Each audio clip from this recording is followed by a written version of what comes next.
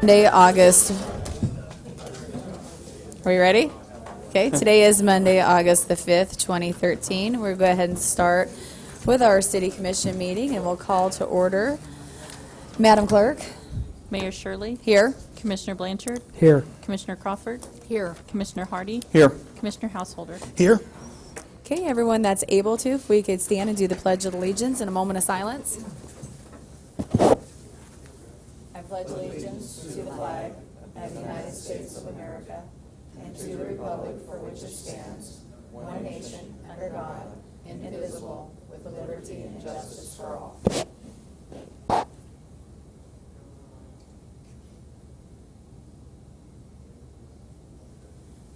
Thank you. We have no awards and proclamations. At this time, we'll go to citizen forums. This is an opportunity for anyone to come up and speak regarding an item that is not on today's agenda. If anyone has anything they'd like to approach the commission about, please feel free to come up.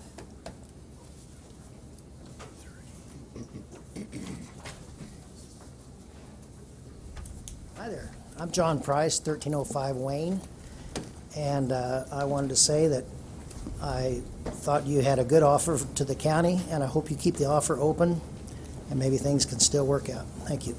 Thank you, John. Thank you. Anybody else have anything for citizen forums today?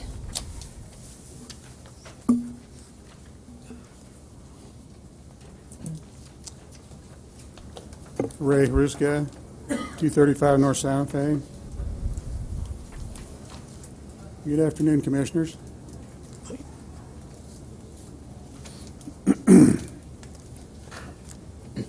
At last week's City Commission televised session, Commissioner Householder was acting juvenile in order to help Mayor Shirley bring the meeting to order. I made the comment that if he was going to act like a child, I would tell his mother. Later in the meeting, Householder had to make light of the comment. My rebuttal was that I would tell his daddy. Householder then said his father was deceased and the Ouija board would be required to contact him. So, using this Ouija board,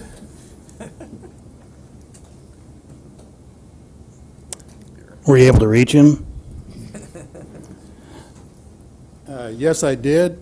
I'm sure he'd have some good comments for you. And so contact was made using this Ouija board, and he responded with, he said, Aaron, keep quiet.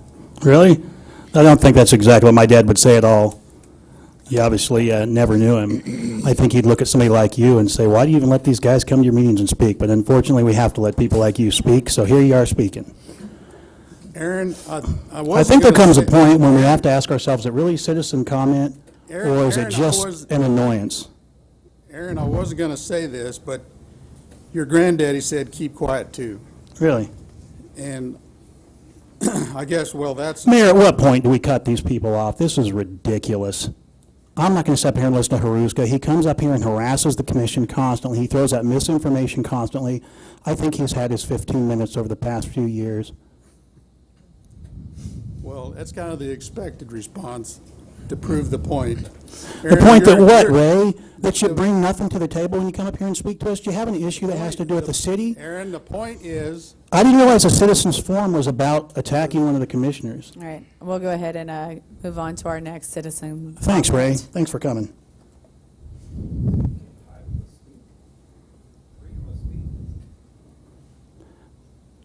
Well, I'll make one comment.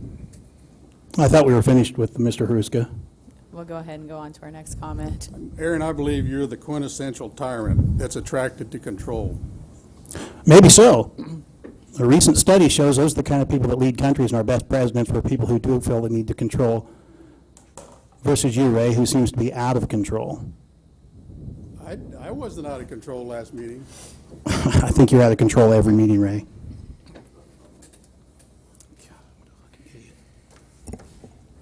John Rowdy Bush, 1849 West North Street. At your last past meeting, there was a comment made that they was hoping for the Salina County commissioners become the city-county commissioners.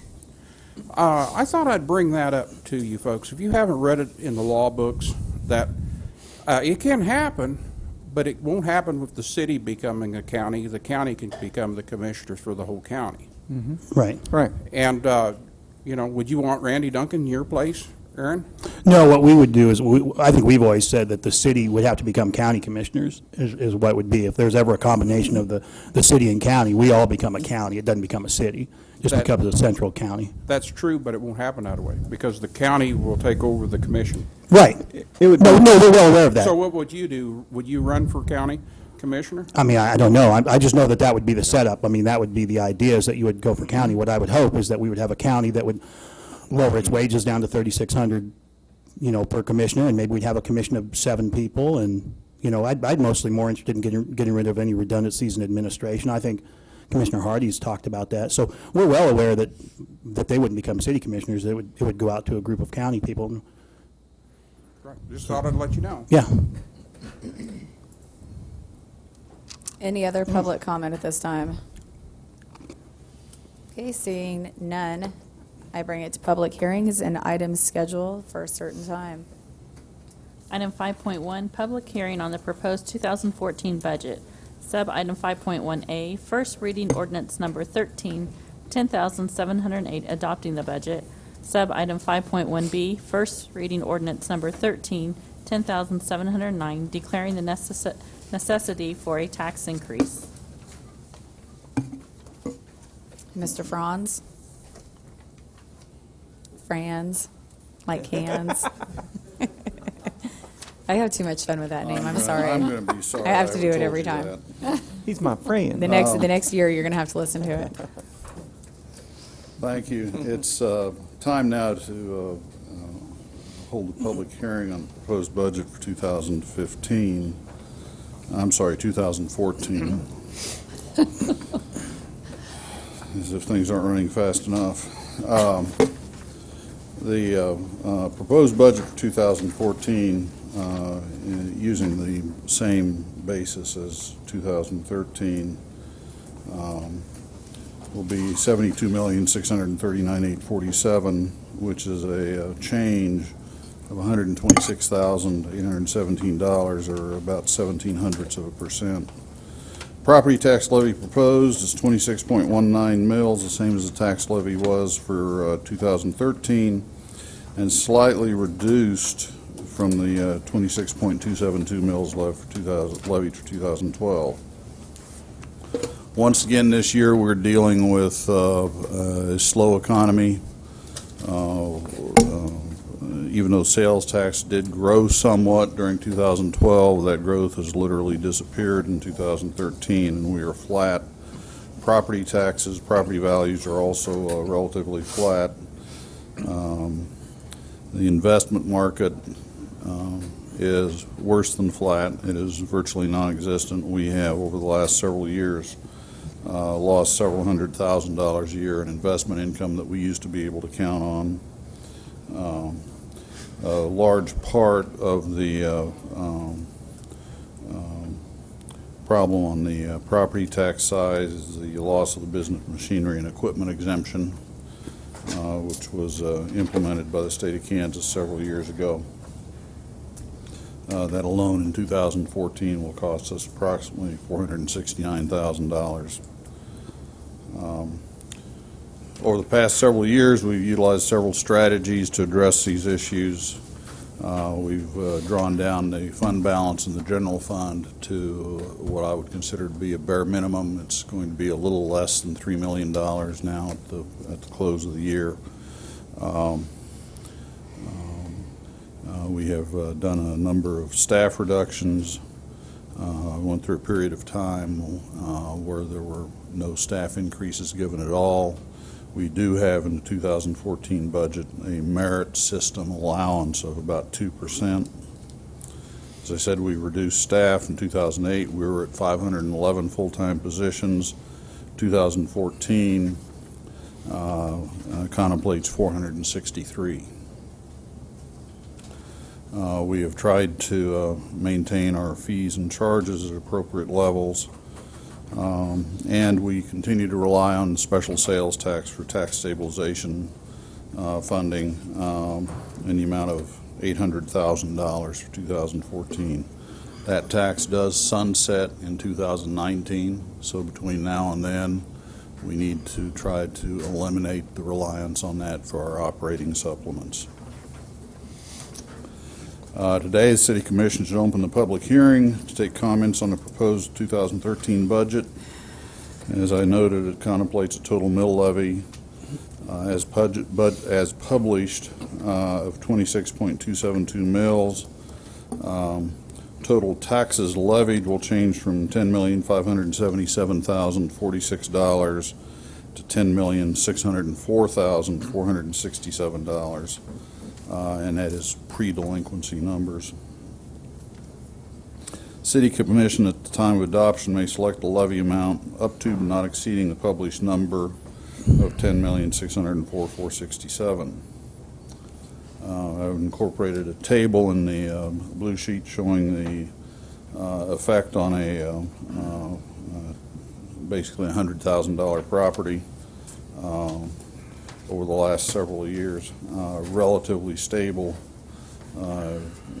increasing over that period of time from $297.68 to $301.19. User fees for sanitation will increase about 2%. We're recommending deferral of consideration for EMS, water, wastewater, golf course, and solid waste fees until later in the year when we know a little bit more about those operations and how they are doing on both the revenue and the expense sides.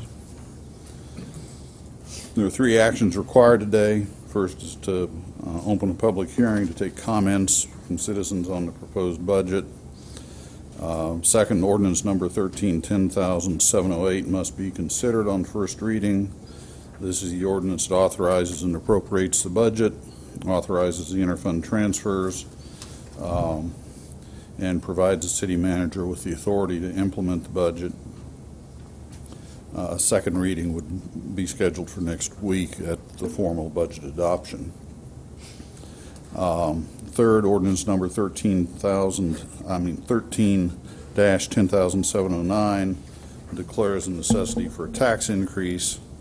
This is a requirement under state law this year that happens to be triggered because we are shifting some taxes from the bond and interest fund, which is exempt from that requirement, into the general fund, which is not exempt from that requirement. And therefore, even though we're not changing the mill levy rate, we must adopt such an ordinance. That will also be considered for final passage on August 12th. I think at this point I would stand for questions, or not, as you prefer.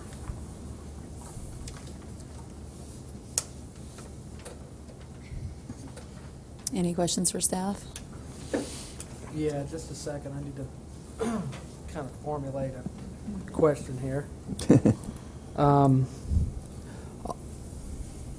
What we had the study session, I've got it in my briefcase back here. I want to go to but the furthest page is the 27, 28, whatever, 29 there. Mm-hmm. Had some numbers in there that I had gone over, and part of that was looking at that special sales tax, and it went through and it listed about maybe 8 or 9 different items and the costs associated with those.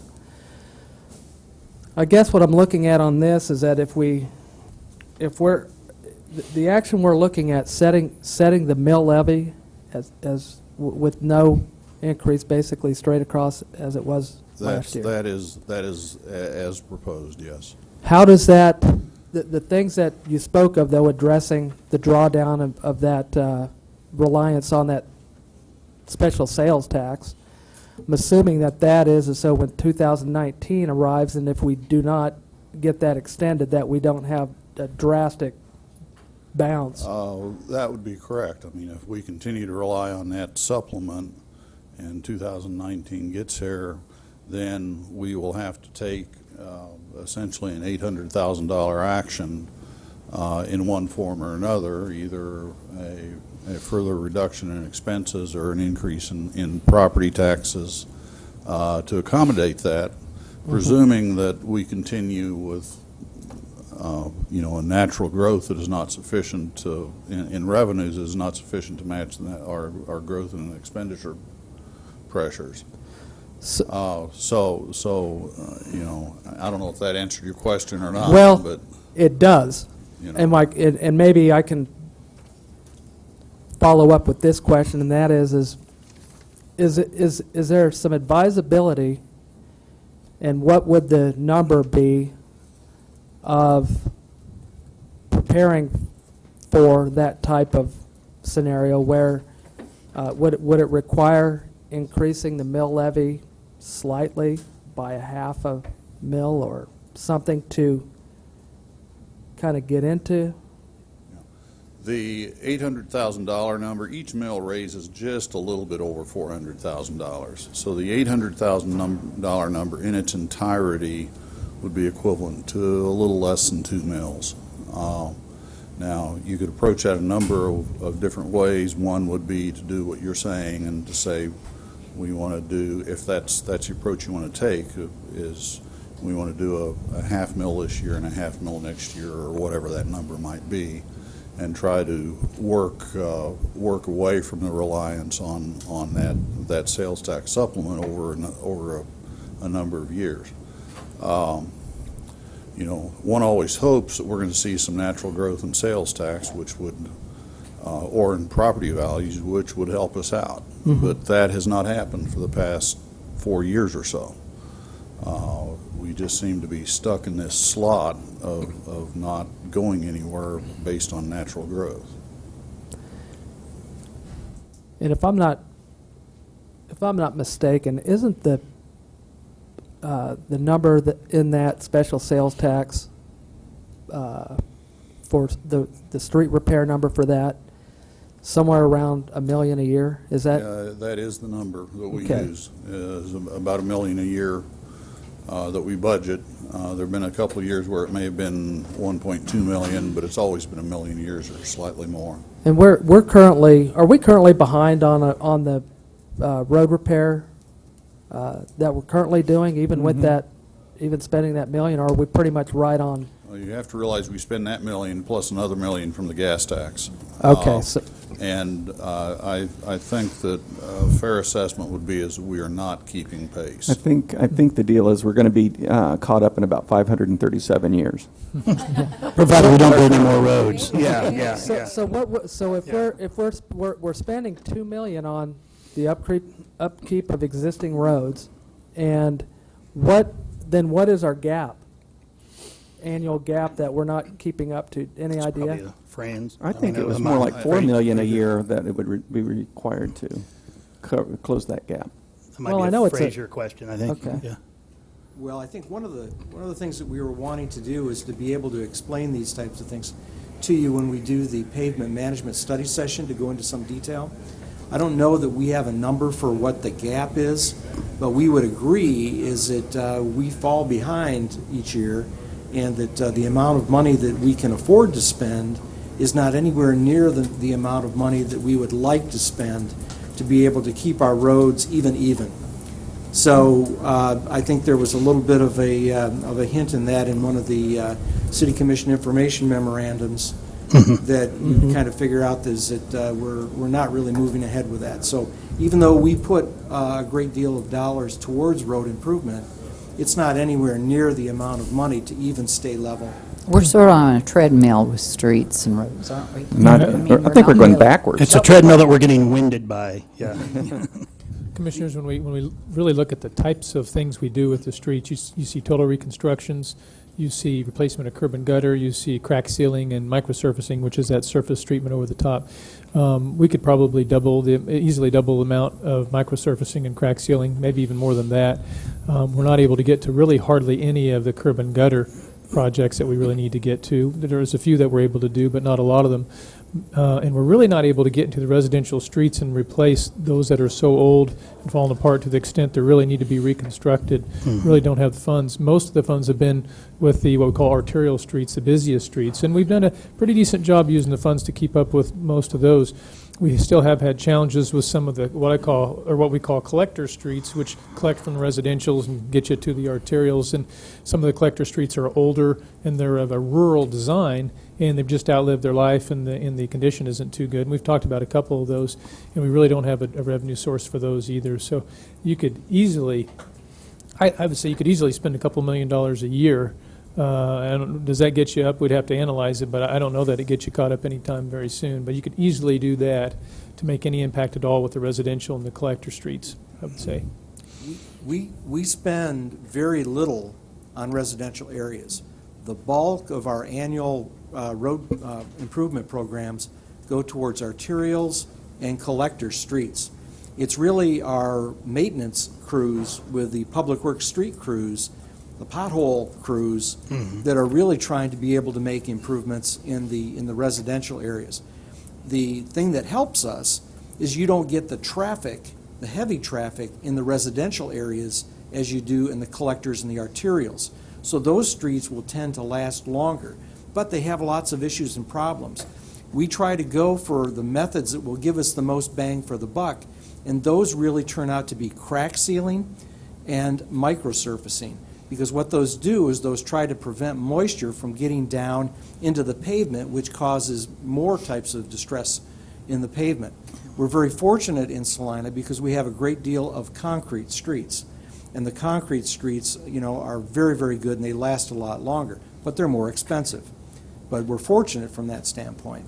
I think when we get into the discussions on pavement management, we'll be able to lay some of these things out, but I think you'll see is that there's a lot of things that we would really like to do, but they're extremely expensive, and we really just can't afford to do some of them. So we're doing the best we can with the dollars that are available to be able to do the types of treatments that give us the most benefit for the dollar spent. And those are, like I said, primarily the crack sealing and the microsurfacing. Now there's certain, you can only do those so many times, and then you're going to have to be able to do the mill and inlay. And that's where you'll take off 2 inches of the top layer of the asphalt and then come back with additional asphalt. But even those, there's so many times you can do those, and so we try to strategically put those out into the community where they're needed the most.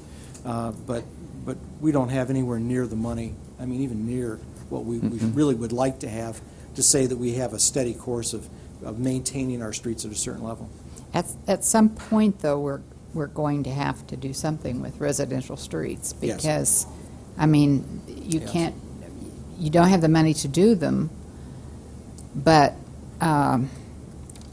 if we don't do them, eventually we're going to be wishing we had. Yeah, Because we've it'll been- be all at once. Well, we've been fortunate because the methods that we've employed to take care of those have been very helpful. And we have taken action to be able to buy equipment that we can supply to our maintenance crews to be able to do some of the work that we had traditionally given out to contractors. We bought a small paver that was approved by the City Commission. And that's going to be extremely helpful in being able to do smaller jobs that are expensive for big contractors, but they're big enough for our crews to go in there to do a section, that may be 10 foot wide and 100 foot long and not have to pay, a premium dollar for that. So we're trying to be able to do the things we can with the dollars that are available, but the problem is huge. And the other thing is that Salina is not alone. I mean, we're in the same positions that cities are across the United States. So everybody else is in the same spot, not having enough money to be able to take care of it. So we're not unique by any means. Yeah, my main concern is that we don't get too far behind on those, and so just sort of as a tag team, concern of being that this fund is going to, or the tax is going to expire in 2019, and we rely on it for half already of what we do that. And if I And a comparable amount of general fund supplement. right. I mean, it's very close. One's $1 million, one's $800,000. And so I guess the question for all of us up here is, what do we see as that priority? what would that look like if we were to, and I don't even know, is it possible to put that out there and earmark it for, if we had an increase in something, and earmark it? Commissioners, in Kansas, you have the discretion to establish your tax rate. In some states, you have to vote to change your property tax rate, but you don't here. So you have full discretion on how you would like to use it, which means that you could put it in your general fund, you could use it for operations, you could use it for capital improvements, you could use it for pretty much whatever you'd like to use it for. If you said, if we increase the mill levy specifically, or retain, if you end up going down, not knowing where we go with the health department situation, but if you want a portion of that to be earmarked for, say, streets, as you discussed, you certainly could, I presume by resolution, would be probably a way or some other tool to say we want this amount to be used for that particular purpose, and until another commission would decide not to do that and vote otherwise, that's how it would be budgeted in the budget for you. So you have a lot of flexibility with how you use that and how you want to do that and how you might choose to bind yourself to the degree that you can.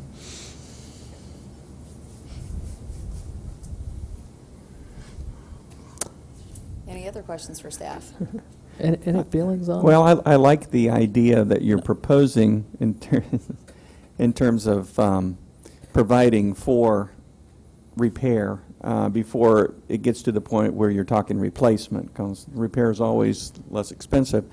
I do think that we should be careful not to back ourselves into a place where we're doing a tax by the back door kind of thing too, so that if we have a special tax that expires in 2019, we ought to honor that tax and say, okay, we're done, unless there's public support for continuing it or doing something different.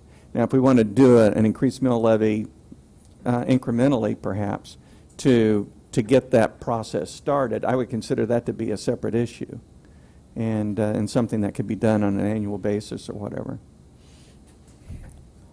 As a hedge against the possibility that it wouldn't, well, that in 2019, if it came before the voters, that it would be not. Or there might be something in, that would sound good for a continuing the tax another X number of years. Okay. But at that point, it could be roads, it could be something else as well. That's what I'm thinking. I would comment that of the $800,000 that is considered to be now a property tax stabilization number, 400 of that goes to the general fund, 400 to the bond and interest fund. The 400 that went to the bond and interest fund was originally intended as an offset to the North Ohio overpass bonds, and that was, both of those were intended to be to fade away over a number of 4 or 5 years, so that it went from 400 for each of those to 300 to 200. Well, so far we haven't been able to fade. And so I guess what I'm saying is that is a part of what you're saying, and then as that money becomes available in the sales tax fund, it could be used for capital projects, which is the other purpose of that fund, which would include some of the street work we're talking about. Okay. And currently, I believe, Rod, we published at 26.19 mils, which is equivalent to last year's rate. You can go lower than that by the time we certify. If you want to go higher than that, we'll have to republish and have a new public hearing if you'd like to do that. Yeah. You have to keep in mind too, and we looked at the numbers, if it happens that there's expectation that the health department relationship dissolves, the city's portion offset by animal control function, which we'd anticipate taking on, is about 1.377 mils. So that gives you, without modifying what you published, if you would like to retain, you can retain up to 1.377 mils for something different if you wish to keep it at that level, and if there is a dissolution of the health department agreement between the city and county. Now, if you would choose to do that, but that relationship is preserved, which I know is what you would like to have happen, obviously that allocation would go back to the health department next year, and you'd be right at your equal tax rate that you were this year. So a lot of it depends on what you really want to do. Do you want to have an initiative to put more money into streets, or to offset lost operating revenue from, state machinery and equipment personal property tax? Or do you want to leave things as they are exactly today and just try to address the possibility of what might happen with the health department? It all depends on what you want to do. I would tell you, if you as a group have consensus to do something or would like to consider doing something or have some more time to even consider doing something between now and the final certification timeframe at the end of August, and whatever that something is would likely be more, have a higher rate than 26.19 mils, you would need to consider republishing in a new public hearing, starting that process over, and you'd want to make that decision today. So, yes. because the clock is extraordinarily tight, the timing is really tight right now. So that's why I throw that out. It all depends on what your final outcome is. We can do whatever we need to do with the process to get to your outcome if we know today. So that would be kicking the can down the road. Well, the kicking the can down the road, I think, Not very long, probably though. is going with the 26.19, because then we leave the problem on the table for another year. And the more we leave that problem on the table, because it looks like using that fund, that special sales tax to stabilize the property base, probably doesn't work out real great when your sales tax receipts are down, or Well, and the property tax values. values are also very level, and so you have, the original intent was that you'd have some natural growth there and you would need less tax stabilization at the same mill levies, and that just hasn't worked. well, So as a tyrant that I am, the kind of tyrant, it is all part of, I think, as we've been saying on this commission, part of the bigger picture, and that is to try and get those property values up and cut down on our building of roads, because eventually, concrete or not, we have to pay to replace them. So when we keep growing our city size and don't grow our income, we just gain streets and not population. I mean, this is all one, these are all cogs in the wheel that get us there, and eventually you got to pay for those roads. And here we are today, So, I mean, it's all part of that, bigger picture that we have as we look at this budget. And, I just, at times, it's frustrating that it's gotten this far to where it's now on our laps, I guess, so. Are you suggesting? well, what I'm getting at here is that I believe that we're in a position where I feel like the responsible thing to do is to republish. And looking at some of the numbers that we're looking at, I mean, they don't look good based on our current numbers, but I'd say that probably 2 mils isn't probably that far out of line with actually what's necessary. I would say definitely a ½ mil, but if I were to go with a range, I'd say ½ mil to 2 mils.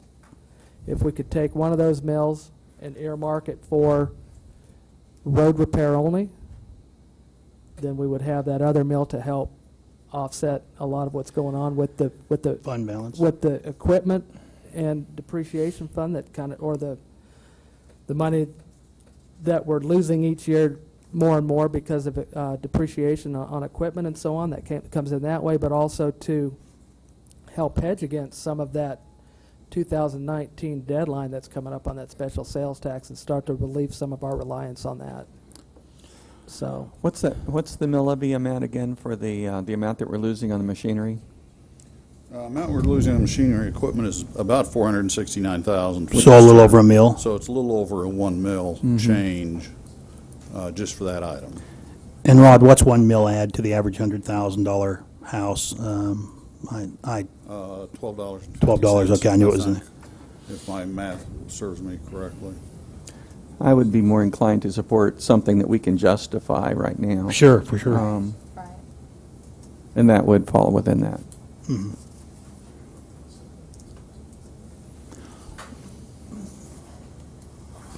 Commissioner, just consulting with legal counsel on you have a few actions on this item. You have the public hearing, and before you make any decision, obviously, you might want to obtain that input. Then after that, you have 2 first reading actions. One is on the first reading adopting the 2014 budget, And the first reading is sort of, it fits the time until we get to second reading. It gets you something going. The other first reading is declaring necessity for a tax increase, and I defer to this also to Mr. Franz, but I don't believe you would need to modify either of those because they're simply first readings, even if your intent is to give yourself a little more leeway between now and the final reading and final approval of those actions. So I think it leaves your today's actions the same as they are, but you would say, hey, staff, we need to publish, if you want to publish at a higher rate, publish at a higher rate, whatever rate that is you determine. We'll do that, and then it leaves that option open for you between now and final certification when you take your final actions. That makes any sense. I would concur. The ordinances are written such that they adopt the state budget forms that are officially filed, which you sign after we adopt the budget. So it is somewhat of a flexible situation in that regard. So you could go through, you could have your public hearing, go through those two items, and then you could say, hey, if you're interested, staff, we would like you to republish it, whatever that agreed upon rate is, and we could still do that. The final decision will be at the action you take prior to certification. That certification, once it's certified, it doesn't change. That's what it's going to be for the year. So that's that August 25th, or as close as we can get. Yeah. It might be off a couple of days, but that's that date. That's your key date. So in that case, you would give yourself flexibility if you want it, and then you would kick the can while you contemplate that, get input, whatever it might be in the next 2.5, 3 weeks until you finalize that. It seems to me like, and I'm probably wrong because I don't really understand this all like I should probably, but it seems to me like a lot of this is what's going to be happening increasingly in all cities and municipalities because of a lot of the state legislature, some of the things they've decided to do. You have to pay somewhere. Yeah, Commissioner, I think that's correct. I think you're seeing the impact of the terribly low interest rates. It's good on the debt issuance side. It's not so good on hundreds of thousands of dollars of lost interest each year on your idle funds. The machinery and equipment, personal property tax, those are direct cash impacts to our budget based on one decision, the other is economic outlook. And if we remember, this all really started around the end of 2007. So we have 2008, 9, 10, 11, 12, 13. We have 6 years, and the economy hasn't taken us out at all, really, with the exception of a couple decent sales tax years, this year not yet being one of them. And everything else has been pretty flat, and it's still trying to figure out if it's going to recover. And it probably will slowly over time, unless another recession hits before it can get there, and that could happen. We don't know. But the point of it is that stagnant environment for so long. I mean, we've held everything down, and you can only do that for so long. Where we're holding down salary costs, we're reducing positions from 512 or 15 down to in the 460s at this point in time, and then we expect those to go back even further in time, not to go up again. Trying to look at other tools like use of lean with our continuous process improvement process. All those things we're trying to do to be better in time and be more efficient, and we will, but it takes time. But you still have the economic pressures that really are just hanging around quite a long time, being a nuisance. Now, if Governor Brownback's correct, the chamber phone ought to be ringing off the hook pretty soon. Reverse all this. Yeah, the hotline, we hope so. Don't make him mad. He might not send any more projects our way. But that's really, I mean, you're right, and I'm glad you hit on that because I think it's important for the people who don't attend the meetings to wonder potentially why we might be raising their taxes. Right. And it's really because some funding that we've been used to coming from the state That's no longer has available. gone away. And so Correct. we're here. I don't think they can stand, I mean, I'm sure there are certain people who would say, oh, you've been blowing money left and right, but I would encourage them to come tell us where. I think we've been extremely frugal with our budget. You have a group of commissioners who I think are looking at the long term, wanting to build our fund balance. We took advantage of some low interest rates to do some capital improvement projects that were much needed. And hopefully, that once we've got those on a better interest rates, when times get a little bit better and those interest rates maybe go up and we can get our property tax values up and those things, it'll seem like a smart move. But, you know, I think we're trying to be fiscally responsible, and it may require and fix our city up, frankly. It's easy to sit here and be the guy that doesn't raise the taxes and lets things continue to fall down and pass it on to the next guy and say, see what a great guy I was, I didn't do anything. But I think it's important that maybe that Commissioner Blanchard stood up and said, you know, maybe it's, I mean, nobody wants to step here and raise taxes. I sure as Heck, wasn't an election year, but Well, and Commissioner, something to think about, and you know this, there will be those in the community, in any community, that say, no matter what, you should never raise taxes. Keep Right. them low, for a lot of reasons, very legitimate reasons. legitimate reasons. You'll have those that say, if there's a need in the community, you should raise taxes if necessary to do it, as long as you're already using your funds prudently, efficiently, and are making efforts to do that. What staff's job is to do is to kind of give you that financial information so it's understandable and you can see where we're at. Your job, which is more difficult than ours, is to figure out what the majority of the community would like you to do. And a lot of times it's about how you want to use those funds, I think. But that's unfortunate. That's the political aspect of the job, is trying to figure that out. So if you take an action today to ask for republishing and have that rate higher, it doesn't mean that's what the rate is going to be. You have that final decision here in the next about 2.5 weeks to decide that. What it means is you're contemplating, you want the public input, you want to know if streets are important and the other issues are important, and then you can make your decision on it. Yeah. I think we've been pretty prudent, and from what I hear in the community, people are very interested in seeing streets repaired, and when we do that micro surfacing, people are really enjoy that, and I think we've been pretty prudent. I think it's a value. I think it's, when we look at priorities, I think what people care about the most is that they're getting the value for their money. And so I think that if we do it, and that's why I thought that maybe the streets might be a part of something that, because it's whether you're a homeowner or a business owner, good streets are important. And a healthy community. Right. A healthy community. That too.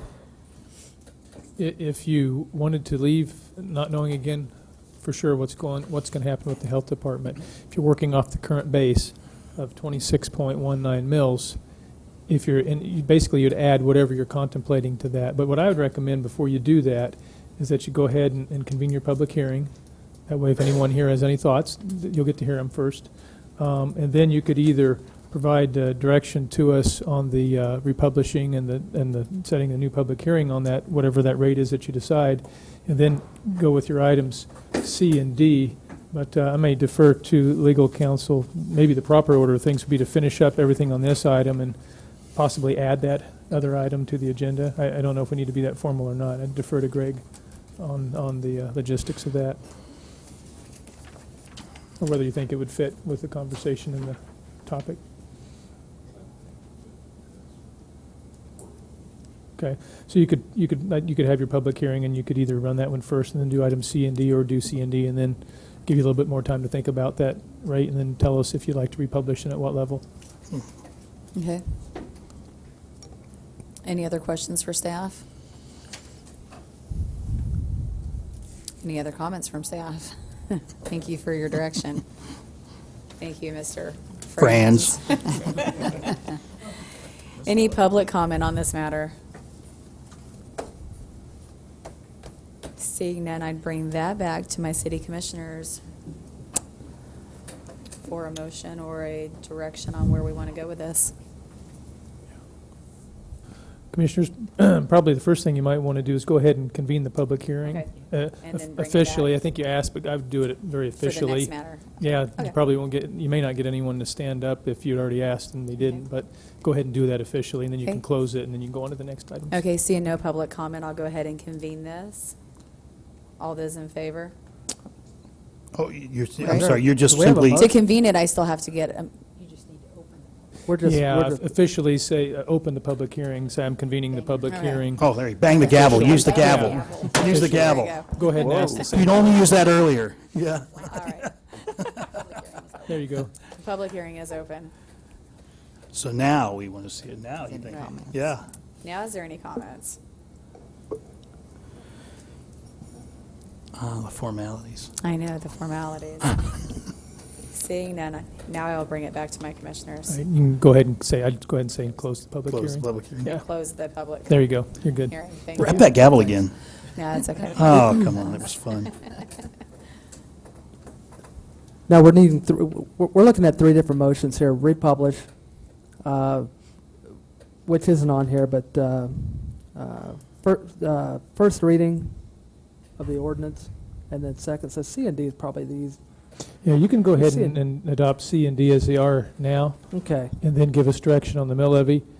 Depending on where that levy stands, if we need to amend, looks like it would be C, we can do that on second reading later.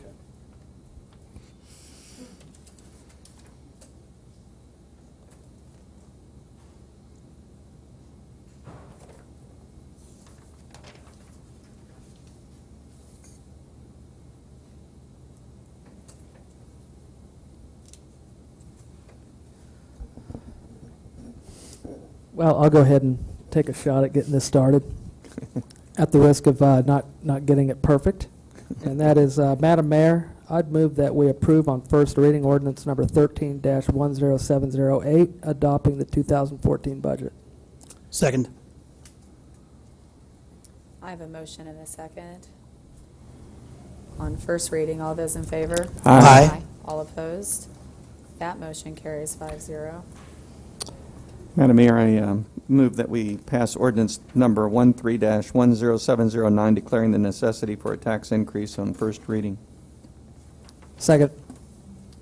I have a motion and a second on first reading on 13-10709. All those in favor? Aye. All opposed, same sign. That motion carries 5-0.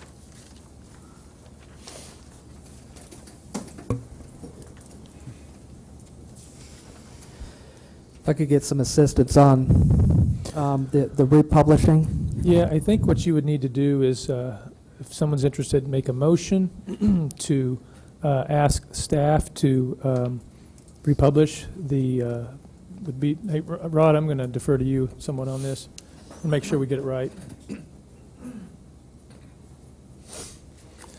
Be to republish the budget with a, would it be the budget I think the officially? motion would be to republish the notice of budget hearing, setting a new hearing, and asking the staff to republish at X number of mills. Do we need the motion to put that back on, add that to the agenda, though, first? Is that, Greg, is that, no? No, I thought this was Part of the sufficiently initial- part of the okay, budget discussion. And I think it is really tied to your first readings on those two ordinances. I think this Okay, way it makes it okay. abundantly clear that you anticipate the potential modification on second reading. Okay. So would that part of that motion require setting a date as well? For the public hearing on? Just pursuant to statute. Okay. You just throw out some legal terms. That makes it a lot easier to make the motion.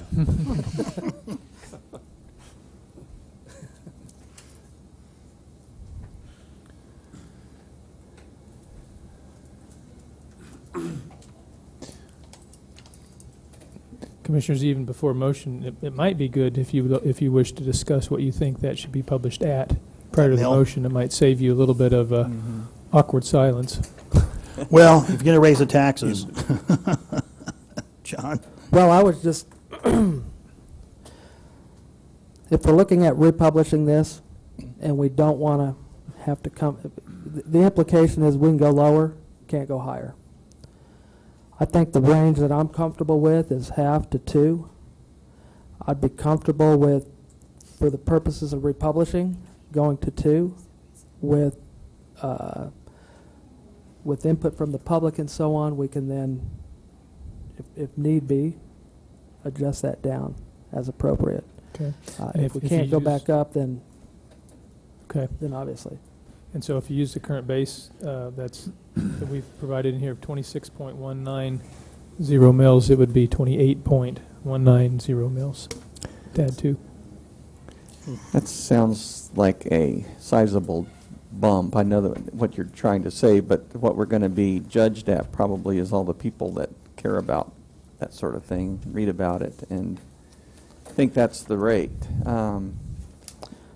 I think that's why these conversations are important, because people can get a feel for why it is we're making these decisions and what we're basing that on. This is going to be, the motion will be to republish this, so it will be part of a public hearing. People can then come in and express what their concerns are and or support of that. I think that generally people are more concerned with the value they're getting for the increase, and so I think it's if we're looking at doing any increase whatsoever, I think there needs to be a good justification for it, and that the funds are going to be used wisely and for benefit. So, But it's percentage-wise, it's well, 8% or something like that. You know, but I think that, you know, if we had been prudent over the years and raised it at 1/4 of a mil, probably when it necessitated, over 4 years, that would have been 1 mil. And that's an easier step. But I think that part of the thing is when we're looking at what happens in 2019, if we're looking at a big jump because the possibility of that special tax going away, and we're already losing 1 mil now. Over the years, if we had kept up pace with the loss we were experiencing in the exemptions from equipment, if we would have just simply said, let's just keep pace with that, then we'd only be asking for, at the most, I think right now, about 1 mil, because that's dropped probably a full mil over the last 4 years, has it not? Or at least close to that. Which part? The exemptions on equipment and so on. I mean, that we're losing substantially. Yeah, that's today. That's elevated. The impact is elevated to be slightly over 1 mil for that. So if we had just over the years made an adjustment to keep track with that, and that would have been fairly easy to extrapolate out, that we would know that it's not going to get better, it's going to get worse. That I think we're at the point now where we're dealing with a funding issue that probably could have been dealt with incrementally over the years, and so it does seem like it's quite a big step. And again, as I said, it may be down from that too, but I think if we're taking the steps to republish, then we probably ought to republish it at pretty much what the conversation, consistent with the conversation we're having, with the reasons why, and then I think we can then scale back from there if need be. And I think it's important that, I mean, we're only talking about adding 800,000 to your street budgets potentially, if that's what we earmark it for. That's really not, I mean, it's going to help, but we're still not where we need to be. And I think it only echoes more of what you're saying, and that is we should have been working on this the whole time, potentially. I'm just worried a little about sticker shock. Well, And, you know, I'm only 3 months into this job. that's good. We'll blame you. You know, I never voted on a budget increase until these two guys came on board. It's all their fault. I think it's unfortunately a needed step, and the only thing I can fall back on is say that I think even before you guys were on the commission, I think we were relatively responsible with our spending before. I just don't know that we kind of had that consensus to maybe move forward with an increase. I think you really need, I mean, however we vote, I think it looks better if the 5 of us support it, of course, but I think that what Commissioner Blanchard has said is true. Had it been going along, it wouldn't seem such a sticker shock, and really, you know, 800,000 is just a dip in what we really need to be. You know, it ought to be probably twice that much to really make a difference on the streets, but I know we're not going there. But well, and it may only be a temporary thing too, because we are experiencing a lull in our sales tax. About what, 2.5%? Is that down about 2.5%, or what is that number? It's a little bit lower now, although it's really sometimes difficult, depending on the distribution, to nail that. But it's lower than that this year. Yeah. You see and the bottom line is it costs a certain amount to maintain any building or asset, or in our case, road, sewer, water.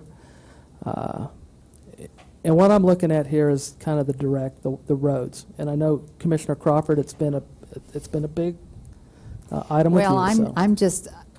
I've always felt you have to take care of infrastructure before you take care of anything else. To me, I don't know if that's commonly termed infrastructure streets, but to me it is. Sure. And water mains and those kinds of things, because you can make a city look beautiful, but it's kind of like a house. If you build a nice house, but you better have a good foundation. So that's my thoughts anyway. You know, the other thing about the special sales tax, when I heard the name special sales tax, to me that means it's not going to be there forever. It was there for a designated purpose for a designated time, and at the end of that time, the purpose should be done. Now, I've heard today that from Mr. Fran that that's not the case, that some special consideration will have to be made at some point to make up for the shortfall that we've experienced, but and that's part of where I'm coming from, too. That we should not be tax addicts. You know, that we Right, but if we begin to wean ourselves off of that special tax now, then we may be able to Right. when 2019 comes around, it may not be there, or it may open up for something else as well. So I think that all going to depend on the responsible. economy. I think it's a responsible thing to do to start keeping a more accurate I agree with balances in your fund. So you. I agree with you. yeah. So would now be the time to make that motion to reschedule items scheduled for a certain Yes. time? Mayor, if I may, the reason I was consulting with Mr. Franz, given the correlation between those second readings and your hearing, I did think it best to try to identify that date precisely in your motion today, so that anyone interested in those second readings would also be aware that that Right. was part of the consideration. And Mr. Franz might wish to speak to it, but I think we've identified what would be the workable date, being the 26th. Is that correct? That would be a Monday. Okay, so 3 weeks from today. Correct. That Okay. would allow for the requisite republication time and be at your regular meeting on the 26th. Right. And this is the closest to the 25th as you can get. Yes, in fact, Because the 25th I is think Sunday. that would be, with the 25th falling on a Sunday, I think the 26th actually would be Right. regarded That'd be as perfect timing. as the correct date. So. Okay. Okay, with that, I entertain a motion. First commissioner in 4 years, pal. Oh, I'm happy to make the motion, No. but I'm just The wording, I'm yeah. just gonna. It's so lengthy and. Okay. Would it be better if we had Mr. Franz come up, state it, and you just simply have to say, "So moved"? That's There you exactly go. what I was waiting for. That You work? guys have gotten wise to this Rod commission. sleeps this stuff, so Yeah. you know, this is easy for him. I normally don't state it as a motion. I think the motion would be to direct the staff to republish notice of public hearing regarding the 2014 budget at a tax rate of whatever plus 2 mils is. Yeah. 28. 28.190. Yes. And Mills. to schedule for the public hearing for August 26th. So moved. Second. If I may add. Oh. I do think we need to, since those second readings would come up other than at your next regular meeting, that we would probably always also want you to direct staff to schedule those for second Right. reading at the same time. And also direct staff to schedule 13-10709 for the second reading, also on August 26th, and 13-10708, also on August 26th for second reading, in correlation to the, The clerk will get that down correctly. you got all that, Luann? She's got it. I know she does. So moved. Second. Have a first and a second. All those in favor? Aye. All those opposed? Motion carries 5-0. We'll bring all that back on August the 26th. We'll now move on to consent agenda. I was just going to ask sometime, maybe the city clerk could get some calendars up here, so we never know what date it is up here. Here you go. Just use Oh, this yeah, right here. yeah. Item 6.1, approve the minutes of July 16, 2013. Item 6.2, approve the minutes of July 22, 2013. Item 6.3, award of contract for the water distribution system improvements Phase 2 on West North Street, project number 06-1591, to Stevens Contractors Incorporated in the amount of $215,753 with a 5% construction contingency for a total contract amount of $226,540. Item 6.4, award of contract for the downtown Wellfield improvements, Contract 2, Air Strippers, project number 102840, to Walters Morgan Construction, Inc., in the amount of $916,000 with a 5% construction contingency for a total contract amount of $961,800. Is there anything that a commissioner would like removed or amended from the consent agenda? Madam Mayor, I would move that we approve the consent agenda. Second. Second. Okay, I have a motion and a second to approve the consent agenda. All those in favor? Aye. All those opposed? Motion carries 5-0. We have no development to business today. We will move on to administration. Item 8.1, resolution number 137026, authorizing the mayor to execute a merchant services agreement with Intrust Bank. Mr. Franz.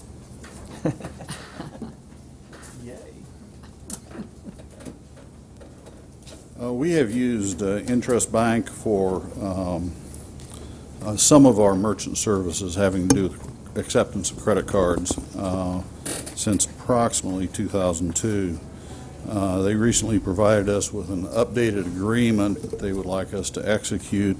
The necessity for the agreement ties to changes in security systems that we and they have to comply with, and so we're mutually acknowledging that. I would say that this comes at something of an uncomfortable time for us because we're planning on going to market shortly to take proposals for merchant service agreements for credit card acceptance. But they are adamant that we must do this in order to stay compliant with law relating to security issues. So I would recommend that we approve this agreement, and then we'll be back to you sometime in the next couple months probably with proposals for merchant service agreements.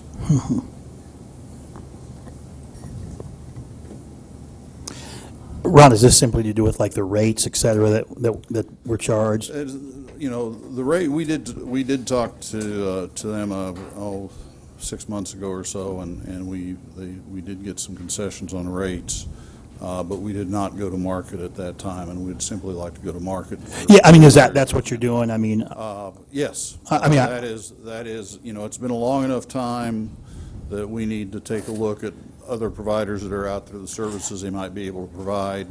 I know we have a couple of local providers who have expressed an interest in being able to compete for this business, and it's been a sufficient amount of time we really ought to do that. can you discuss those rates at all, or is that privileged information at all, or? I could if I knew what they were. Okay, I didn't know.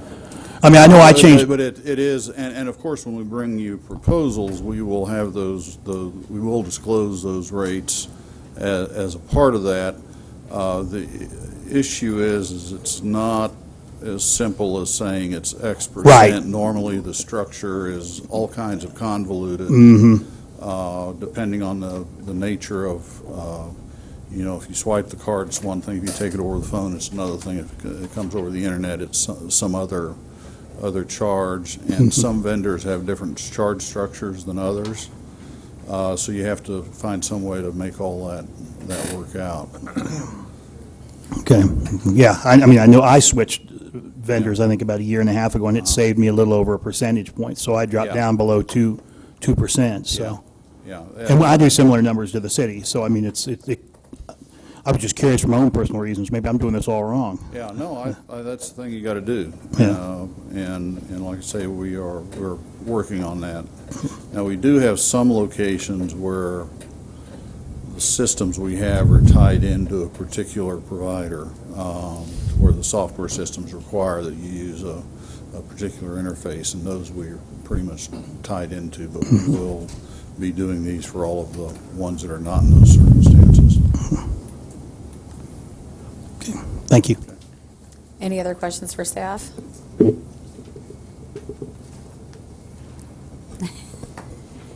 Any public comment on this matter? Seeing none, I'd entertain a motion. Madam Mayor, I'd move that we adopt Resolution 13-7026. Second. Have a motion and a second. All those in favor? Aye. All opposed? Motion carries 5-0.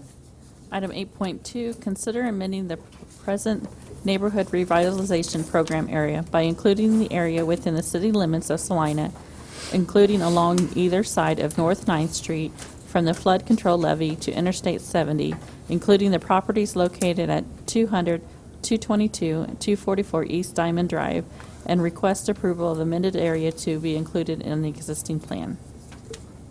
Mr. Hobby? Thank you, Madam Mayor. Mayor and Commissioners, you have before you a request to amend the map area only of the neighborhood revitalization area, neighborhood revitalization plan from 2009 to 2013. Bring forth to you today, make sure that you understand this is a change of the map area only. It has no effect on the incentives within the map plan itself. This is only a change to the map area. The city staff has sent letters of request for reconsideration to all the entities that receive tax dollars or would not receive tax dollars in this case for this designated area. We have received back from each one of the taxing entities an approval to move forward with amendment of the map area, and so therefore today we bring to you the amendment, a request to amend the map area for the neighborhood revitalization plan. Also understanding that between now and the end of September we'll be back to you with a study session to discuss what would happen with the neighborhood revitalization plan in the future for the next 4 or 5 years as you desire. This plan runs through the end of December of 2013. Therefore, 90 days prior to that, if we're going to make any changes in the plan, must be notified to the other taxing entities. So today we just bring forth to you a request to consider amending the neighborhood revitalization plan area. It includes the area designated by the city clerk spoken earlier, knowing that within that area there are some challenges for floodplain and floodway areas, but those will be addressed when new projects are being brought to the table. I'd be more than glad to stand for any questions. Any questions for staff on this matter? Just more comment that, and reminding me, this was removing some areas that we didn't feel like were economically really disadvantaged to really kind of keep the more of a core area that we felt were maybe more so in need. Exactly. In May and June, we discussed various options for you to include areas on further north of the Interstate 70 area along either side of North 9th Street. And a deciding factor was we have 2 empty buildings in this 3-lot area along the north side, along Diamond Drive. Sure. And one of those buildings is totally vacant. The other one is ready for somebody to occupy, and the third one has been somewhat modified over the past. But those are the only 3 areas along Diamond Drive, that 220, 222, and 224 East Diamond Drive will be the only ones included in that map area on the north side of Interstate 70. Okay. Is that 224 or 244? 244, I'm sorry. Okay. You are correct, it's 244. We had to give the address a new address in order to finalize the map. The last two structures were actually attached, and the breezeway attaching those was taken apart, and the structures were split and sold to 2 different entities, so we had to give a new address to the far east parcel. Any other questions for staff? Okay, I'm bringing back to my commissioners, or actually any public comment on this matter? Okay, seeing none, I'd bring it back to my commissioners and entertain a motion. Madam Mayor, I move that we approve amending the 2009 through 2013 neighborhood revitalization plan area to include the area along either side of North 9th Street from the flood control levee to Interstate 70, and the properties at 200, 222, and 244 East Diamond Drive as proposed. Second. Have a motion and a second. All those in favor? Aye. All opposed? Motion carries 5-0. Item 8.3, resolution number 137027, committing funds from the special sales tax economic development allotment for the purpose of matching the U.S. Economic Development Administration grant.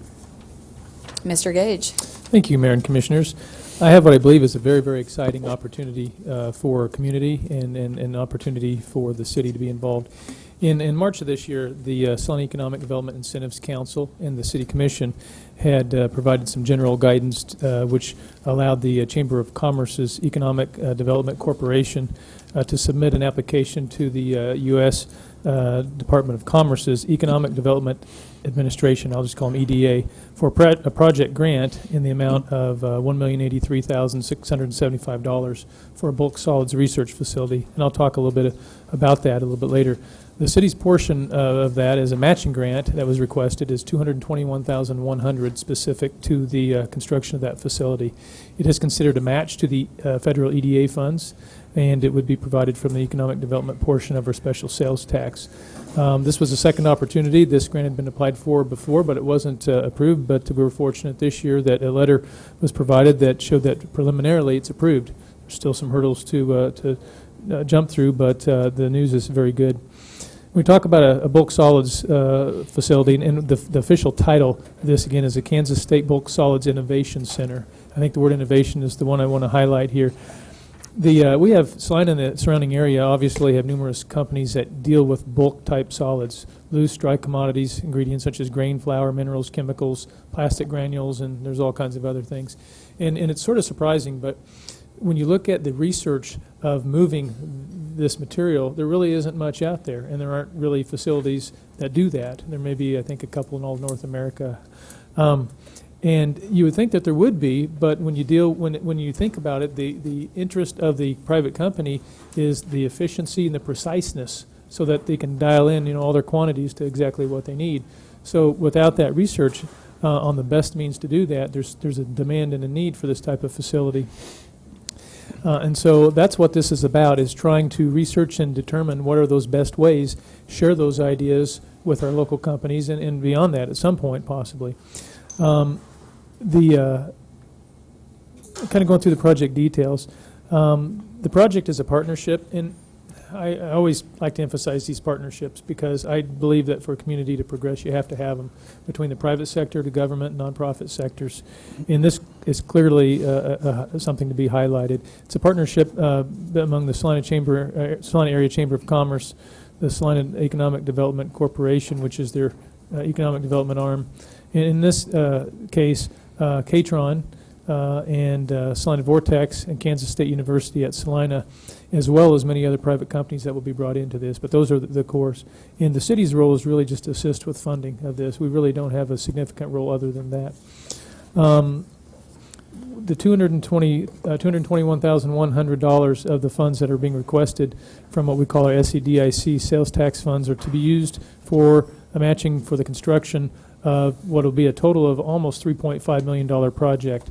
The construction is currently estimated at $2,167,350. It's about a 12,768 square foot building. The balance of the construction funds are from the EDA, the Kansas Department of Commerce, and the private sector. The building is to be constructed at the 600 block of North Front Street within the Catron Business Complex. So this is up in the north area of Salina, which is a nice place to be. It complements the Catron and their facility. Building construction is expected to start in the second or third quarter of 2014 and will take approximately a year. Some employment information associated with the project. Kansas State University at Salina will employ a full-time faculty member and a postdoctorate fellow at the site. The major employment will be from the private sector jobs from Catron and Salina Vortex. They are the anchor private sector tenants. We're looking at 31 new jobs over 5 years with what we call premier wages. Those are higher than you would expect for that type of job in this area, basically. The median wage levels at this point are expected to be at least $49,000 with overtime and are projected to climb. Further details of the project concept, we have those in an attachment here. I think we've, for the most part, covered the project. There was already a press conference announcing the preliminary EDA grant award that was held last Wednesday morning. With regards to the use of funds, the remaining $12,500 would be used for project administration, and the Chamber's SEDC would contract with North Central Regional Planning Commission out of Beloit for this. They do an excellent job. We've used them before in many projects. Doug McKinney is here, and I can't thank him enough for actually offering up this opportunity. And to have a third party do this is very helpful for all the parties. That's actually a very good price for the work that they're going to have to do with this as well. So we're very happy about that. I truly believe that this project sets the stage for Salina as a community of high-tech knowledge and ingenuity. We know we're hardworking. You know, people work hard, they work efficiently. We have that Kansas hardworking ethic. But our people are very, very bright, but we really haven't had a lot of opportunities to show that off, and this provides one. I always say the Unmanned Aerial Systems program at K-State, Salina also shows that off. We need to begin packaging these examples of our ingenuity and our ability to deal with applied research, where that's actually applied with something that's beneficial, and market ourselves in that way. I think this could be the beginning of really playing off of what our potential is. We apologize, staff apologizes for not having all this information Thursday. We normally would, but the EDA provided an extremely tight timeline to get a lot of things put together. And speaking with Dennis, the Chamber had to submit another 100 and some pages just in the last few days. They get the brunt of the work, but it was hard for us to put it all together, but we have it for you. We take this project just like we do any economic development type project and ask that the Wichita State University benefit cost model is applied, and that really shows the dollars, tax dollars going in, and how those tax dollars would be returned back over the project period of time. This project does very well, which is kind of predictable. It's a 1.63. You want to be above a 1 with the benefit being higher than the cost, and so that's a very, very strong number. Normally, we would have also had this in front of our SEDIC committee, but again, due to the timeline, we weren't able to do that. As I mentioned earlier, they had provided the preliminary guidance to put those dollars in as a matching grant, so they had an opportunity at that point to see the concept and talk about that. But we would have, if we had time, formally had a meeting for their formal recommendation to you. We just didn't have time to do that, so we sent them a copy of the information as a result. If authorized, again, the request would be funded from the special sales tax, the economic development allocation. We kind of refer to it as the SEDIC allocation. When we look at the strategic plan, one of the things we want to do is create a community of quality mixed-use development and redevelopment, and certainly this does that. And again, it moves us along in ways that we hadn't thought, I wouldn't say we hadn't thought possible, but we hadn't thought we had that potential at this point in time, not long ago. I have a couple alternatives for you. One would be to approve resolution number 13-7027, awarding grant funds to the Chamber of Commerce's Economic Development Corporation in an amount not to exceed $233,600 for the purpose of matching a federal EDA grant for the construction of the Kansas State Bulk Solids Innovation Center. And that's $221,100, and also grant administration of $12,500 in that number. You also have an economic development grant offer and agreement attached. It's because of this project is fairly simple. Our funds are related to the construction, and so there's a formal process for a request for a drawdown, which means that EDA has to formally approve the project, because you're not going to construct or design until that happens. Project would be designed. Project would commence with construction, be under contract, and then the drawdown request to us would occur. So it's a pretty safe time frame of this. If something goes wrong, it's likely going to be prior to that, and at that point, you're not going to be obligated to move forward. But the funds are there. If this goes forward as it's intended to, they're there for them to draw down on, and that will allow us to provide our match to the EDA grant. And Greg, your legal counsel put together this grant agreement in concert with all the related parties. And so with that, I'd be happy to take any questions. And we also have, depending on the question you might ask and whether or not we can handle it, we have Todd Smith with Catron. There's a specific question that may relate to what their intended uses. Dennis Lauver, the president and CEO of our Salina Area Chamber of Commerce, and also Doug McKinney, the director of the North Central Kansas Regional Planning Commission, is here. So I think with all of us, hopefully we can answer any question you might have. Was Salina targeted for this project, or was it something where it was a more competitive? This is a result of local brainstorming and ingenuity and need. It wasn't from an outside force. It's something that was thought up actually locally, and then there was research that was done that indicated, hey, there really is demand for this, and there really isn't any of this going on, and why not do it right here in Salina? What are the? I was kind of looking at the Wichita State study here, and I was looking at the tax abatement because, as you know, I'm a big proponent of revitalizing areas of town. And I noticed this 5-year and 78. Is this a different program than utilizing our traditional? And these cannot run concurrent, I assume? Which I'm not sure. I see where we're getting this. We were giving them a 5-year tax abatement and a percentage of 78, and I just knew that the area that we have up there is a 10-year Neighborhood revitalization. Yeah, the NRA, and it depends on the project as well. But on a new project, you're limited to 5 years. 5 years on the, okay. If you had an existing building and you were going to go in and renovate that building, then you're able to go out as long as 10 years. It's 10 years, okay. Yeah. But our neighborhood one is 10 on a new construction if we don't use this, right?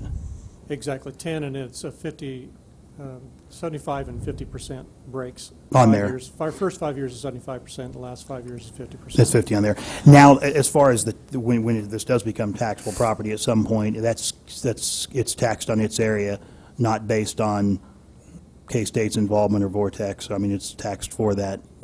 This may seem a stupid question, but well, actually, it probably goes back to the status of the Economic Development Corporation, who would, I believe, own the property and the building. And whether or not it would be taxed with their ownership. I'm not as familiar with their corporate structure.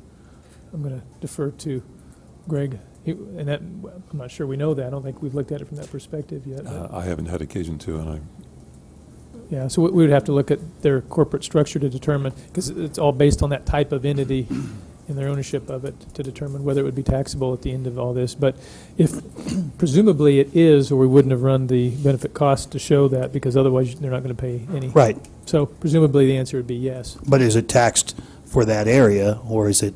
I mean, it seems to make sense that that's that North Salina business that's taxed there. Right. I'm making sure that it's parent companies using their address. That's not. I just want to be clear. Yeah, that, I believe it would be specific to that project, that right. area. Which I would just. I mean, yes. It seems That's common. a fair question. Yes. I think it's a fair question for Yeah. a dumb guy like me. Yeah, But, absolutely. So yeah. Well, and even when you look at when you look at the way that we tax, and you look at that program, it would be specific to the addition or the renovation or whatever it is. So it's always project specific anyway. But clearly here that would be the case. Mm-hmm.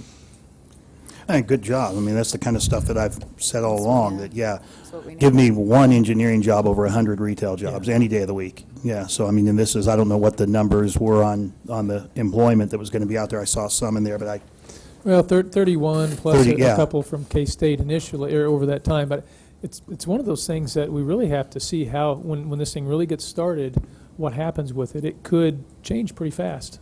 We don't know. And then really finally utilizing that area up there, which was, I think, torn down in the late 60s or as part of a, I don't remember, that's kind Urban of a... renewal. Urban Renewal. That was the big title back then. Yeah. We're a little bit late on the renewal, but we're still getting there. We're still getting there, right. Well, Yeah. and I think there's, I think there was phone lines put in and some water and all, and I mean, I think there was a bunch of stuff already put in out there way back when that unfortunately hadn't been utilized until projects like this come along, so, it's a great use of the space, and we're glad it's going there, and we're glad about the jobs. Yeah, good I concept, think all the great partners should- location, well thought out. All partners in this should be commended. Yeah, And definitely. And the Chamber of Commerce, especially for all the late-date paperwork. Well, and I have to tell you this. The application is about 440 pages, and I got to give Dennis accolades because he spent time on that and time tweaking it from the first rendition to the latter rendition, and then we had another 140 pages, and there's more paperwork to go to the federal government on this thing. Oh, yeah. So it's a tremendous amount of work, and rather than just say, well, we couldn't get it, we're done. Right. We said, what does it take to get it? And Dennis Which is what we really need to dug do. in and did that, and he deserves some real accolades for sticking to it and getting Yeah. this done. Good It's a good job, guys. project. Thank you. Good job, Dennis. We Very appreciate good. it. Very good. I'd also like to commend the Everybody dozen or so involved. private companies that have kind of jumped in and done this. I think we're extremely fortunate to have K-State Salina here, because I think that this, I think you might have said it was applied research. That was really kind of I think everybody wants to be really good at that, and I think that the more feathers in our cap we can have doing that really helps to work with the strong manufacturing part of our industry cluster that we have here. So I think great job to all of you, Chamber and private businesses, K-State Salina. Mayor, at an appropriate time, I had a quick point about the agreement, if I may. Just to explain the reason you see the modified version, the draft of the agreement was provided by Mr. Lawver, and after review by SEDC's counsel, Todd Davidson. And in working on that, we tried to, as quickly as possible, but yet as comprehensively as possible, address that. You'll see the significant change from what was in your original distribution is in Section 7. Hopefully sub A is the only relevant section of 7 that comes to apply, and that is when that assumes everything works as planned, and the funds would be fully expended and the project completed as planned. B and C, because we are dealing with those special economic development sales tax funds, if for some reason there would be a circumstance develop that they would not be utilized, we did not want to leave them in limbo. So B and C anticipate scenarios that if for some reason they were not fully expended under the plan, there is a point in time at which you are able to redirect those funds should that be necessary. But as I say, hopefully all that is academic, but something that I thought I should call to your attention in that is the change from the earlier draft. Okay. And that October 1st date, what is the date that we're expecting to have everything done and hear back? Is that somewhat prior to October 1st? Mr. Lawver can, I'm sure, speak to that better than I. What the significance of our suggestion of that date, and you'll note that it is October 1, 2014. Oh. That was to allow for the completion. That's key to the federal fiscal year. Will allow the completion of this grant process as well as next year's, should that be necessary. So that was our thought in suggesting that date. I spoke with the EDA staff earlier today, and then followed that conversation up with another 130 pages of documentation that have been put together over the weekend. Doug McKinney, who's here, handed me several other sheets of paper, and that'll get sent on tomorrow. We'll have a conference call later in the week.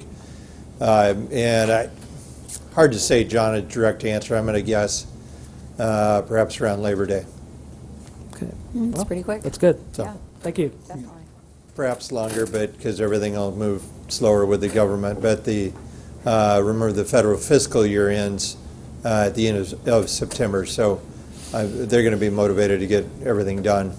They remember also that the politicians, and I'm not being silly here in this comment, but the politicians go back to Washington, D.C. at the end of September, and anything that's not a committed fund at that point is in jeopardy in the last 30 days of the current fiscal year. So they're pretty motivated to get this done and not formally tied during the month of August, which is really why I suggested to Greg what became the Section 7C or B or whatever that he just referred to, was just because not knowing what's going to happen in Washington, D.C., and we don't want to get caught in case they come back and say, haircut, across-the-board cut in the face of the fiscal and political gridlock that's going to hit Washington, D.C. here in 30 days. Mm-hmm. Very good. Thank you. Any more comments or questions? Seeing none, I'd bring it back for a motion. I move we approve Oh, resolution. I'm sorry. Public comment. I guess I should have sorry. rephrased that Yeah. when I said comments or Yeah. questions. Any public Sorry. comment on this? Just making sure. Yeah. Seeing none, I'll bring it back to my commissioners. Mayor, I would move that we approve resolution number 13-7027. Second. Have a motion and a second. All those in favor? Aye. All opposed? Motion carries 5-0. Item 8.4, authorize change order number 1 with Johnson Controls for the replacement of downtown lighting. Mayor and Commissioner? Mr. Frazier? The City Commission on January 28, 2013, authorized the contract with the Johnson Controls for a downtown lighting project. That project started on July 28th. Due to the age and the life cycle status of the existing underground wiring, as discussed in the final 2009 BWR Downtown Lighting Report and the recent lighting system evaluation by city staff, staff has reevaluated the replacement of the existing underground wiring. Staff believes that this is a good time to be able to replace the wiring as contractors are moving and removing the old lights and the fixtures and the above-ground wiring. If done at this time, there would be cost savings that would not be gained if the city was to replace sections of the underground wiring in future capital improvement programs over a number of years. The additional rewiring, though, will add to the time to complete the project, and we have a completion date that's going to be May of 2014. The expense for this change of scope could be divided into 3 parts. First, the removal of the old underground wiring is not to exceed $27,712. Second, design work to install new underground wiring not to exceed $43,890. And third, a contract work to install new underground wiring. Now, JCI, or Johnson Controls, would request quotes from qualified subcontractors after the design work has been approved and completed tonight. And then from there, they will review the subcontractor's bids with the city and work with the city to select a subcontractor based on the best value to the city and to Johnson Controls. If the city does not feel that the quotations are competitive, staff would have the option to reject the quotations and bid the contract out. Although we do not know what the cost of the rewiring is going to be, is that there was information that was in the BWR report that estimated the cost could run about $1.71 million. City staff should know this information of the bids by September 22nd. Change order number 1 provides the city with options to reject the quotations provided by Johnson Controls and for the city to acquire another contractor to install new underground wiring. Johnson Controls would install the above underground wiring. Funding for additional cost would come from a supplemental bond issue. Staff has identified the possible options and recommends option 1, approval of change order number 1 with Johnson Controls for $71,602. I'd be happy to answer any questions. Any questions for staff? Commissioners, I want to emphasize a couple things on there. One is everyone's pretty much aware that that's a pretty old system, and it makes sense to match up the wiring with the with new lights, and so the life of both of those are the same. And when Mr. Frazier mentioned the $1.17 million that was estimated for the wiring, that assumed, it's a few years old, but it assumed that all the conduit would need to be replaced, and that included cutting out of all the sidewalks to put the new conduit and wiring in. Johnson Controls does not believe that's going to happen. They'll know when they start pulling the wire, and they think there'll be a few pieces from here and there that need to be replaced. But they believe that the cost should be less than that because the scope should be an easier scope without cutting into every sidewalk. And if that's the case, that's good news. The second point of that, though, is that we purposely had the opportunity for us to bid and do that project, because we recognize that their intentions are very, very good with this project, and including adding this into a scope that we're already under contract for a project. However, we felt that we had to ensure there's full competition, and that and if we just didn't like the price, we have the opportunity at the same time that they would have provided themselves to go out and get the same work done. So we have that. So that keeps the pencil sharp. That's really what it does. Hopefully they're right, and we won't even need to consider that, but it gives us that opportunity, so that leaves you a fully open and competitive process rather than a number from a sole provider that you feel like you can't reject. In this case, you can reject it, and we can still do it. So those are the two big things with this. And if you approve this work, they'll get the engineering done, pull the wiring and all that, and then they'll get us that proposal that we can consider and bring before you. So we feel it's a pretty good idea to move forward on this part of it. Thank you. John? Do we have any idea what the $43,000 design fee is? I mean, it sounds like if all the conduit's staying in place and a lot of, you're pulling wire out and putting wire. Is there? I mean, is it?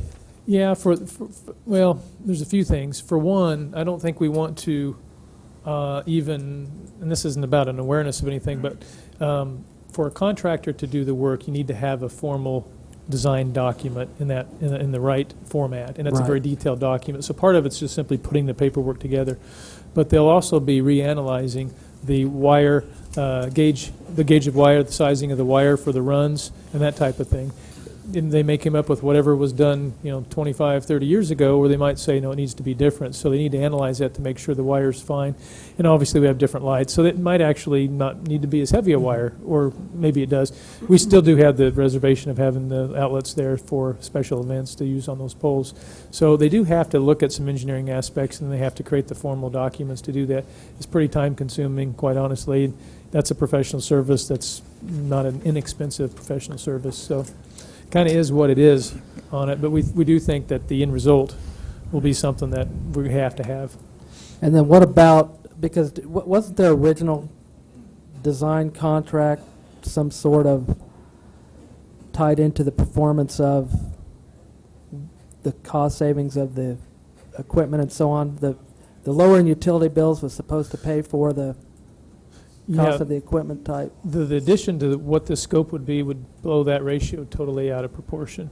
And so, as I think was mentioned at the beginning of it, this would be what was the non-FCIP, which means it would not be calculated into that formula, because we could already tell you that you're probably out, 30, 35 years by the time you figure that in. So it's in the non-F, I think it's FCIP. Because I think they were at 17 years or something like that, weren't they? Right. Right. Yeah, and they took that scale that was approved at that point in time for that.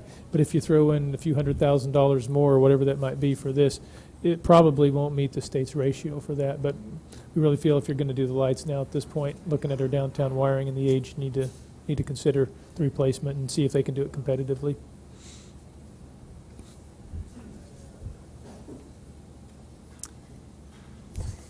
Any other questions? Any public comment on this matter?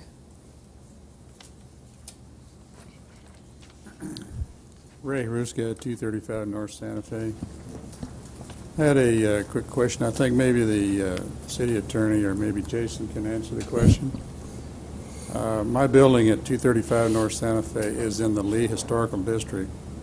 Before anything can be changed or modified, it requires approval from the city of Salina and the state of Kansas. Has the city of Salina, by placing new lights downtown, violated the historical designation of the Lee Hardware Building by making non-historical changes in the historical area?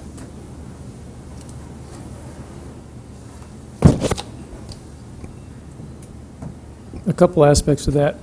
First of all, I mentioned the Lee District. The Lee District in itself is a local district, and I'll get to there's another aspect of that as well. And with regards to that, we're not addressing buildings or anything. So from the perspective of our downtown design review board, we don't have any issues with regards to these lights being in there. The other question has to do with being in the environs of the H.D. Lee buildings. I believe, and I may have to defer to Gary, I believe they are on the National Register of Historic Places. I believe you're correct with Yeah, that. and we will check just to be sure. I'm about 95% sure. Phil Klein that- is shaking her head. Yes, it is. Yeah, okay. I thought so. I'm about 95% sure that when we deal with the environs, they're really looking at the other buildings in the area, and that we're free to put up the lights such as that without compromising that. But it's a good question, and we'll double check just to make sure, but I don't believe that's an issue. What is the note? Isn't there like a 250-foot notification area, or I mean, not necessarily notification, but any mods that are done to other buildings? For instance, Mr. Haruska's building. Yeah, there's actually a review process for those buildings that are modified from the outside of the building when you're within what they call the distance or the environs of that building that's protected. I've never ever heard of any community changing out their street lights and needing to worry about that. But we'll check, because I think it's a good question. But is it 250 or 500 feet? 250 feet if you're doing facade work on that structure. Okay. And do you know, have we done any downtown facade work within that area since that's been designated historic? I don't believe we have. The Paramount may have done some work, I'm not sure, but. Some of those exterior bar areas, smoking areas, were taken to the design review board for review. Yes, they were. Those are the only things that come to mind right now. Did they have to go through any state? No, it's just our local design review board. Okay. Yeah. We have Also been granted that responsibility from the state to take on that review of that process. Of that process? To the Historical Commission and Design Review Board. Oh, okay, good. Yeah, we'll double check. We'll have the planning staff do that, but I don't believe you're going to have any issues with that at all. I'd just add, too, that that's all paperwork items. As far as the aesthetics go, I think that perhaps the new lighting is going to be more in character with the historic nature of those properties than those 80s brass and Well, since there are no shaped ones. lights in that area, right now, what was the historical designation for lights to begin with in the Lee Hardware area, historical area, in front of it? And then across the street, you would have the same issue. Yeah, Mr. Erskine is correct in the sense that when the 80s project was done downtown, it stopped at Ash Street and didn't go down as far as Elm. So now, if there were any lights other than the traditional, what we call the high bay lights in past history, we'd have to really go back and check. I'm not aware of any. There very well could have been some, years and years and years ago. But today, we do not have those downtown lights there. But going back to Mr. Hobby, the state basically designates and says, we trust you, City of Salina, to make the decisions you feel are best served by your historic, I was on that committee. What the heck was it? Historical... Heritage Commission. Heritage Commission, there you go. Yeah, and I think they have a list of things that you have to look at and things you don't, and I'm pretty sure we're going to find that any public improvements are accepted from it. But we'll, like I said, we'll double check. But it still is basically a local decision anyway, isn't it? It is a local decision. Many times, the state architect is requested to review the plans, those types, especially for facade work and that type of thing. But most of the decisions are made locally right here. Good. Mr. Gage, or Greg, either one, could you provide me with a letter of what you found out, about this issue that I brought up? Sure, we'll have planning staff communicate to you. You bet. Exactly. John Berger is in charge of the Downtown Review Board and Heritage Commission. We'll have him make that designation for you. Thank you. Thank you. Any other public comment on this matter? Okay, seeing none, I'd bring that back to my commission and entertain a motion. Madam Mayor, I move that we approve change order number 1 with Johnson Controls for $71,602. Second. Okay, I have a motion and a second. All those in favor? Aye. All opposed? Motion carries 5-0. Would if I wanted to move other business, I just had a couple of questions that might be good to have in the public. Do we need to make a motion for that, or can we just to move other business before the executive session? Basically, the mayor's discretion. No, we can do other business. Great, thank you. That way everyone here can Sure. hear our other business. I just mostly had some questions since, of course, the publishing of all of the new minimum maintenance codes. There's been a lot of questions that have come to me. People are not sure who to call for these issues. Now, we know there's been a lot of rain lately, and so lawns are going to be high, and we understand that. I would assume, but specifically the yard parking, which was my issue. Who do they need to call on that? Is that maybe a Mike Scraig question there? They can start with the Development Services Department. It's really kind of a twofold issue. One is the designation of the yard area itself. The actual parking would be an issue that Development Services would coordinate with the Police Department. The Development Services would be the appropriate starting point. So they don't call the police department directly, they call Development Services still? If there's any doubt about an area, whether it's permissible or an affected area by the ordinance, Development Services can help in that interpretation. And then just for the traditional lawns as high as your shoulders, all that stuff, Development again, Development Services as Services. well. So that's the canned answer we tell everybody is called Development Services? Okay. 785-309-5715. That'll work. Great. There you go. Well, like I said, and I'll be honest, we got really ingrained in it, but we never really paid attention in the end who the exact person. I just give him your number. Yeah, well, that's I do. good, yeah. 'Cause Over time, it it's his might baby. be straightforward enough for the police department to enforce, but as we start dealing with front yard, side yard, some of that parking terminology, it's more of a zoning issue. Development Services would be a good starting point. On there. Now is that something that they can drive down the street, see, and then ticket as they begin to get more familiar with, or? Yes, as we wrote the ordinance, we made it a ticketable offense so that it was not a zoning violation. Do we know if law enforcement has been adequately informed of that and told my extreme tyrannical passion for? We will double check and be sure to coordinate. And give them a pat on the back too, would you? Sure. That's my phrase for the day. Pat him on the, it is your phrase. It is your catchphrase for the day. Do you believe we have a request for? We do. Madam Mayor, I move to recess into executive session for 20 minutes to discuss with legal counsel matters subject to the attorney-client privilege for the reason that public discussion of those matters would waive the privilege and adversely affect the city's interest in the matters, and reconvene at 6:08. Second. I'd like to extend that an extra 5 minutes just so we can take a quick restroom break. 6:10. Second. Okay. Do we expect anything to come out of the legal matter?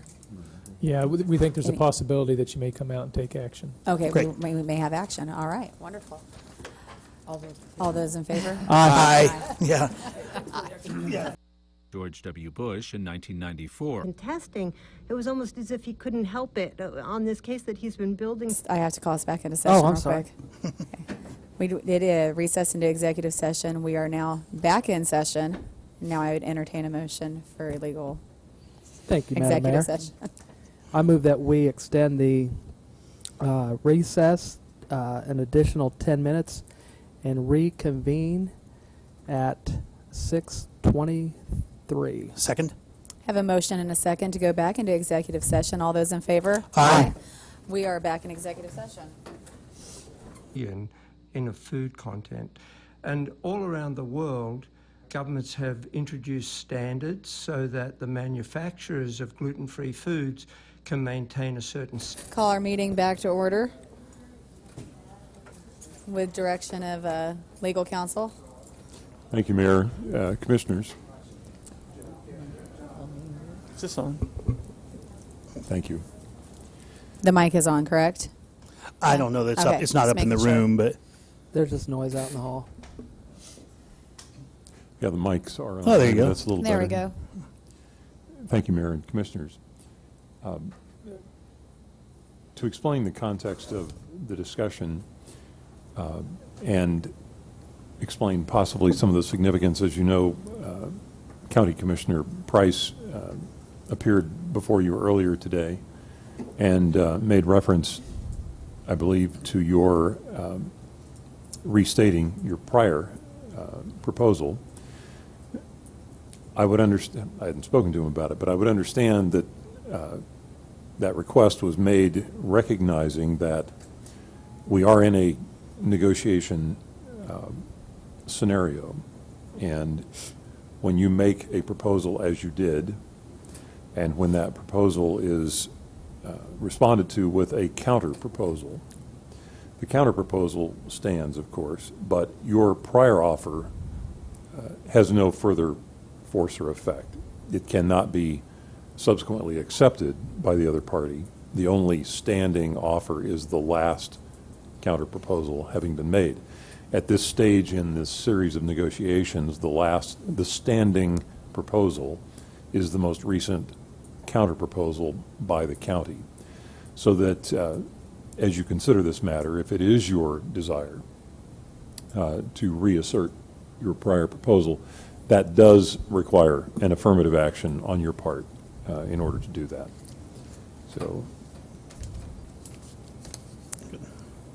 So how do we go about? You don't need us to restate all those. We could just say, we could just we could just simply say we wish to send that meeting, or resend that offer. Reassert? Correct. Reassert, yeah, probably, Okay. yeah. That's R-E-S-E-N-D, not R-E-S. Yeah, right, yeah, not resend, resending, or not resend.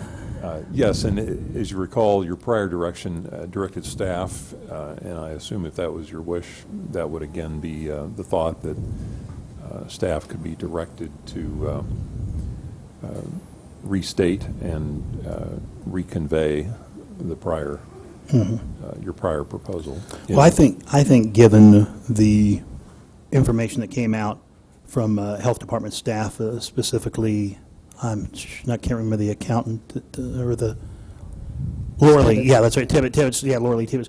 That spelled out the increased cost for a county only for healthcare coverage, and the increased cost to the employees, not just the cost to taxpayers, but the cost to the health care providers. And my fear that some of those people may go away, and the idea that by simply having us apart cost taxpayers more, but doesn't cost them more to have us together, in fact, probably only strengthens it.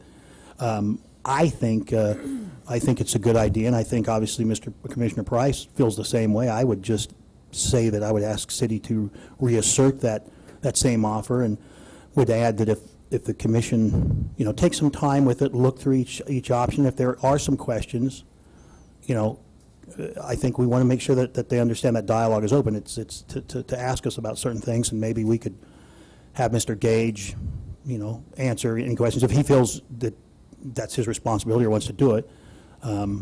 But it just seems like we're real close, and I just think Commissioner Price coming in and asking us about that, I have some hope that we can get this together with this offer. I think it's a good offer, and hopefully restating it again to them will get us there. Greg, if they put that in the form of a motion, would they also need to include any rejection of the county's counter proposal, or is that necessary?